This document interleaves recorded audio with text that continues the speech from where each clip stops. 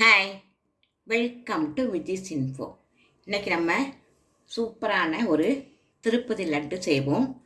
திருப்பதி லட்டு அது வேறு மாதிரி ஸ்டைலில் நல்ல டேஸ்ட்டாக இருக்கும். அதே ஸ்டைலில் நம்ம இப்போ நல்லா பசு நெய் வச்சு ஒரு லட்டு செய்யலாம். அதுக்கு தேவையான பொருட்கள் 2 ஸ்பூன் பச்சரிசி மாவு வச்சுருக்கேன். அதே மாதிரி 2 ஸ்பூன் சர்க்கரை இதில் கலந்துக்கிறதுக்காக, 1 கப்பு கடலை மாவு, பாகுக்கு 1 கப்பு சர்க்கரை எடுத்து வச்சுருக்கேன். முந்திரி, பொரிக்கிறதுக்கு நெய், ஏலக்காய், பச்சை கற்பூரம், கிராம்பு, ஒரு பிஞ்சு உப்பு, பால் 1 கப்பு. இவ்வளோ நமக்கு தேவையானது. இதை நம்ம எப்படி செய்யலான்னு பார்க்கலாம். ஃபஸ்ட்டு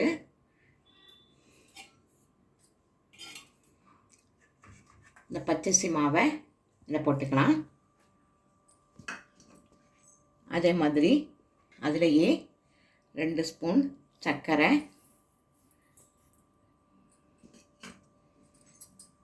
இதில் ஒரு 4 ஸ்பூனு பாலை விட்டு நல்லா கலந்து வச்சுக்கலாம்.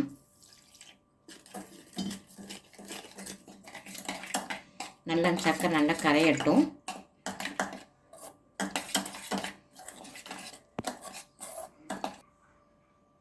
இப்போ சர்க்கரை நல்லா கரைஞ்சிருச்சு. இதில் நம்ம எடுத்து வச்சுருக்கிற கடலை மாவு போட்டுடலாம்.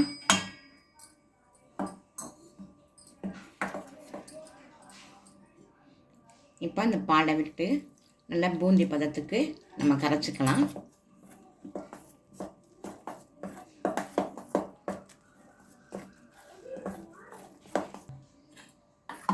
நல்ல பூந்தி பதத்துக்கு நல்லா கரைச்சாச்சு பாருங்கள். இப்போ நம்ம ஒரு பிஞ்சு உப்பு எடுத்து வச்சுருக்கோம் இல்லையா, அதையும் போட்டுடலாம்.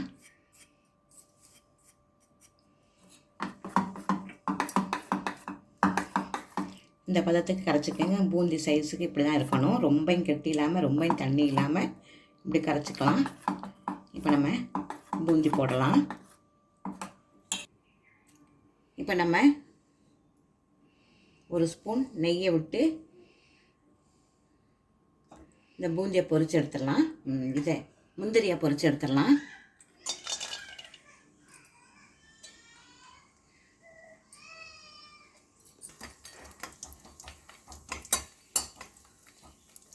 நல்ல சிம்மில் அடுப்பில் வச்சு லேசாக ப்ரௌன் ஆனோன்னு எடுத்துருவோம்.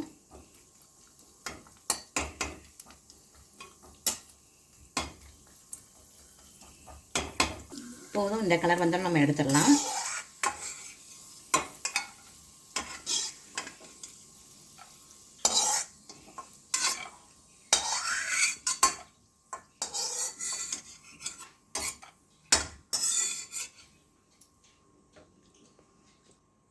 இப்போ இதே நெய்யிலேயே நம்ம பொரிக்கிறதுக்கு பூந்தி பொரிக்கிறதுக்கான நெய்யை விட்டுலாம். நல்லா பசு நெய் பாருங்கள், பார்க்கறதுக்கு நல்லா மஞ்சள் நல்ல கமன் வாசமாக நல்லாயிருக்கும். இதை நம்ம பொரிக்கிறதுக்கு எடுத்துக்கலாம்.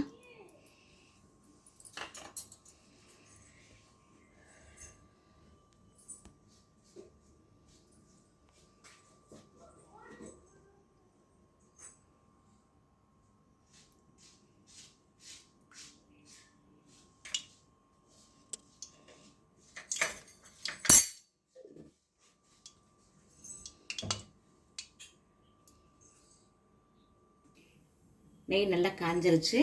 இப்போ நம்ம பூந்தி கரண்டி வச்சு பூந்தி போடலாம். கொஞ்சம் கொஞ்சமாக விடுங்க. அடுப்பு நல்லா சிம்மில் வச்சுக்கலாம். ரொம்ப மொறுன்னு பொரிக்க வேண்டாம். லேசாக மெத்துன்னு இருக்க போய் எடுத்துடலாம்.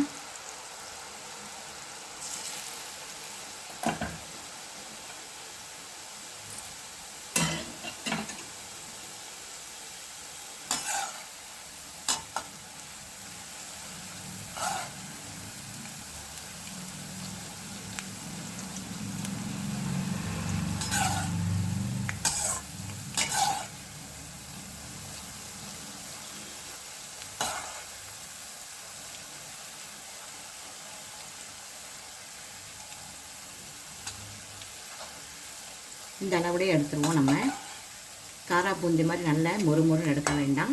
லேசாக மெத்துன்னு இருக்கப்போ எடுத்துடலாம்.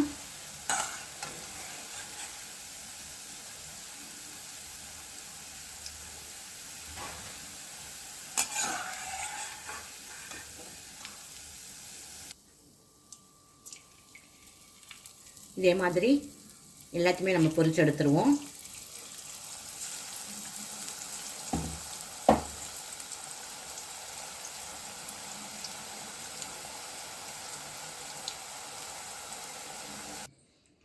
பூந்தி பாருங்கள் நல்லா ரெடி ஆயிடுச்சு.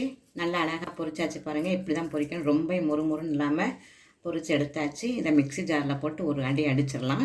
இப்போ நம்ம பாகு காய்ச்சலாம். இப்போ நம்ம எடுத்து வச்சுற சர்க்கரையை போட்டு இது மூழ்கவரில் தண்ணி ஊற்றிக்கலாம்.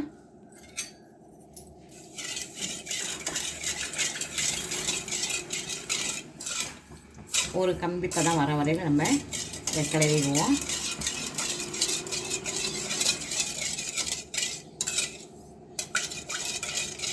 சர்க்கரை அடியில் தங்கிடும். நல்லா ஃபஸ்ட்டு நல்லா கிளறி விட்டுட்டே இருங்க.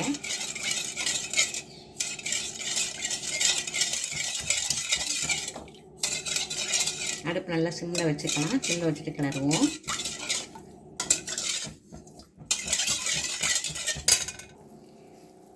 பாருங்கள் இந்த பதம் வந்துருச்சு. நமக்கு ஒரு கம்பி பதம் வந்தால் போதும். இன்னும் கொஞ்சம் நேரம் இருக்கட்டும். நல்ல ஒரு கம்பி பதத்துக்கு வந்துருச்சு பாருங்கள். இப்போ நம்ம ஸ்டவ் ஆஃப் பண்ணிடலாம். இப்போ நம்ம பொரிச்ச பூந்தியை 1-2 மிக்ஸியில் போட்டு அடிச்சுக்கலாம். ரொம்ப நைஸாக அரைக்க வேண்டாம். பாருங்கள் மிக்ஸியில் போட்டு 1-2 அடித்தாச்சு. ரொம்ப நைஸாக அடிக்கலை, அப்படியே தான் இருக்கணும். கொஞ்சம் லேசாக தான் நைஸாக. நல்லா 5 நிமிஷம் ஊற வச்சாச்சு பாருங்கள். இப்போ நம்ம இதை உருண்டையாக உருட்டிடலாம்.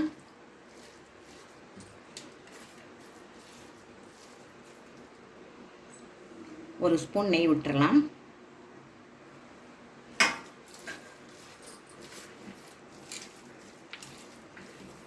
நம்ம இந்த லட்டு திங்கிறதுக்கு திருப்பதிலாம் போகணும்னு இல்லை, சூப்பராக நம்ம வீட்டில் ரெடி பண்ணியாச்சு பாருங்கள்.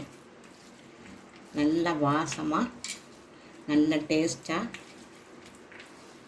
நல்ல லட்டு செஞ்சாச்சு பாருங்கள். நல்லா உருட்டியாச்சு.